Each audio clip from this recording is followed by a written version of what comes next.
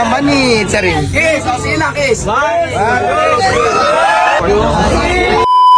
Si Awit Gamer, pumunta rin kay Diwata Paris Overload. Yan ang aalamin natin ngayon, guys. Panunuorin natin ang video ni Diwata at saka ni Awit. Let's go! Nakakainis ka naman eh.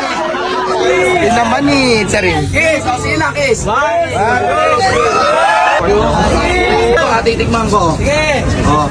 Bawal magsinungaling ha. Ito, titikman natin. Ito titikman ko ah. Bakit po sinasaw-saw hindi ganyan pagkain? Gusto ko ano eh. Gusto ko yung crispy niya eh. Okay. Gusto ko yung crispy. Saka ako sa asabawan. Paano nga ng sabaw ng Paris na yung medyo mainit. Kasi kanina pa to eh. Mainit. Ano, masarap na ulit. Masarap. Wait. Yaman. Manyaman, nakutang animal. Ang sarap! Hindi, totoo, swerte kahit mamatay. Masarap. Masarap ang Diwata Paris Overload. Ayoko na ito kasi hindi sa ito eh. Gusto ko yung sayo. Ito? Yung kasama dun sa 100. Ano yung Kasi ayun yung pinunta ko dito eh. Katikman yung Paris niya and may bago siyang menu. Anong tawag dito? Barbecue. Tsaka yung chicken. Hindi siya chicken. Chicken. Ang sarap, promise. Sobrang sarap.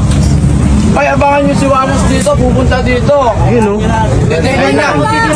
Personal niya, pupuntahan dito si Diwata. Personal niya titikman dito. Yung Paris ng Diwata. Correct. Paris o si... Masarap. Yung tao rito, kumuha ko ng soft drinks mo. Siyempre, ito yung kasama ng unrice natin na 100 pesos. Kasi kanina, dyan ko lang kinuha dahil nga malayo medyo papunta doon. Kaya yun ang binigay ko sa'yo. Hoy, guys, di nyo ba alam may jowa na sa Diwata? Ano kasi ano eh, gusto ko sana i-reveal sa inyo eh. Nandun siya sa kwarto ni... Ay hindi, nandito pala. Nasa paligid nyo lang. Hindi Huwag nyo mo lang... munang ituro, huwag mo nang pakilala. Ano na? Papakilala ko yan soon. Ayaw mo ba ipakilala mo na? Muna, baka magulat siya. Tsaka yung mami mo. Baka mabigla umayaw. At saka yung mother ko, siyempre nanonood ngayon, kaya maigpit yung mother ko pag nagsasalita. Strict.